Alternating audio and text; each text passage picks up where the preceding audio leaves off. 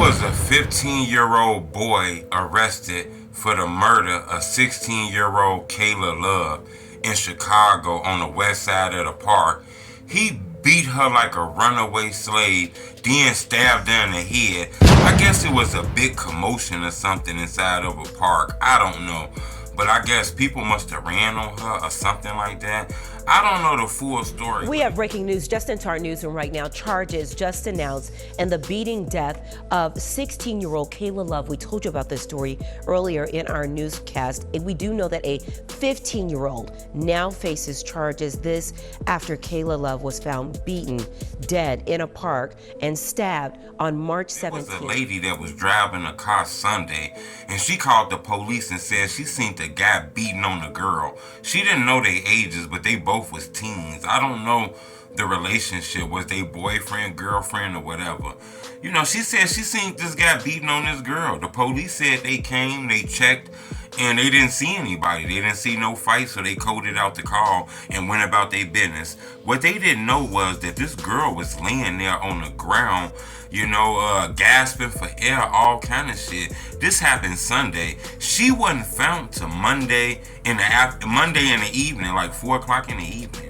Hit the like button. Go on this video 1,000 likes. This is a sad ass story. Look, y'all gotta find a way to control y'all kids on this shit here. I don't know the full situation, whether these people knew each other or whatever the fuck, but this lady said she was driving her car and she so happily seen the guy beating the hell out of a woman, just beating the hell out of her. Didn't know that the young lady was only 16 and he was 15, but the beating was so severe that she called the police. Police got in the car and rolled over there, got in their car.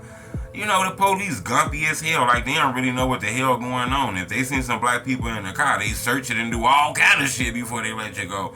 Police came to this scene where they said they got a call. They just looked around a little bit, we don't see nobody, and then went about their business, coded it out, and left. This young lady was laying on the ground.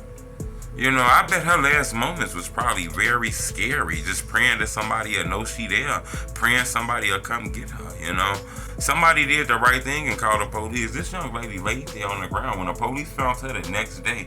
Because the lady actually who found her, look, the lady who seen her getting beat came back the next day, to see what was going on and found her laying in the ground. The same lady that called the police. She told the police, I called y'all there the other day. Y'all should have been there the other day. This young lady probably could have survived. Who knows? But that lady went back the next day and seen this lady on the ground just lifeless, motionless, dead. She was only 16 years old. The police did their homework and found out that the killer is only 15 years old. Since he a juvenile, his information and shit like that is covered up from public view. We can't see it because he's a juvenile. But the young lady pictures floating around the internet. Her family want the world to know what happened.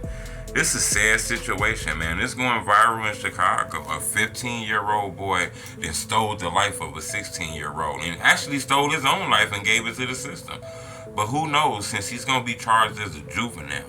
Remember, juvenile life, you come home around 21, 18, some shit like that, I don't know, Remember, Pop Smoke Killer did a couple years and came home. So I don't know how this going to go, whether they going to keep him and charge him as an adult when he